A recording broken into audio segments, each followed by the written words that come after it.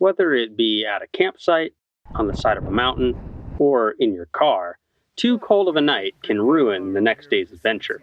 Today we're talking about 3 cold weather camping hacks to increase your warmth.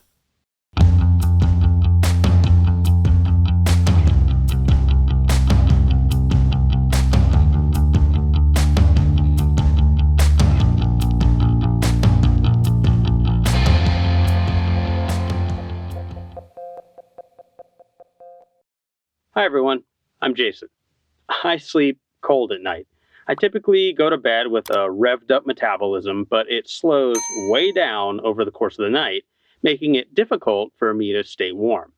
There are a lot of steps to ensuring you make a cold weather camp something beyond survivable and actually enjoyable. This isn't that video. In fact, if you want to get a more in-depth look at winter camping, take a look at my top 12 tips for cold weather camping video. It was, I think, the second video I ever released, so you can also get a good laugh at my delivery. Hopefully, I've gotten a little better. Anyway, like I said, this isn't a full how-to video. Rather, I want to let you know of all the things that my family and I do to make a cold weather night a warm sleep. These are the 3 things that have made the most significant impact.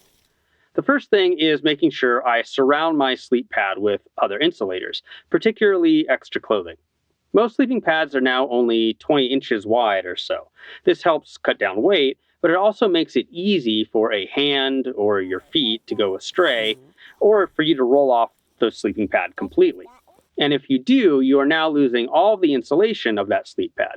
So placing my extra clothes around my pad will provide some insulation when this happens.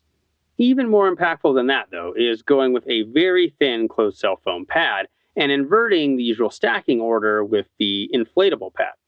Doesn't a thin pad usually reduce the insulation, though? Well, a thicker inflatable pad has up to 2 inches of a side to it. That substantial side means that there's more of a surface area exposed to the cold air, and big surface areas mean more heat loss by convection. So, to keep the thick pad's benefit against conduction heat loss and reduce the convection heat loss of the pad touching us, we put the thin pad on top of the inflatable. It's worth noting that you should only do this if you can avoid punctures and tears from the ground, so it's best done on snow or in your car.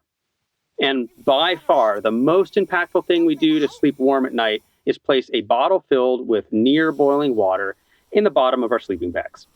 Remember that insulation doesn't generate heat, it traps heat, so your sleeping bag is warm because it holds in the heat your body is generating. Well, you can add an extra furnace, in this case a water bottle, that is radiating heat. The big caveat on this one is that a thin-bodied water bottle, like a repurposed store-bought beverage, can melt around the lip if you spill boiling water on it, so you need to avoid doing that. You really want a thicker-sided bottle like a Nalgene or the like if you're worried. So those are the 3 things that I do that give me the most bang for my buck when I'm trying to stay warm on a cold winter's night. And now that you've come to the end of this video, please hit that like button, ring that bell, and subscribe. Check out our website at shortguysbetaworks.com to find gear lists, all of our videos, and additional thoughts and information. For those of you who camp in the cold, what do you do to ensure that you stay warm? Let us know in the comments. Until next week, keep on getting more out of that big outside.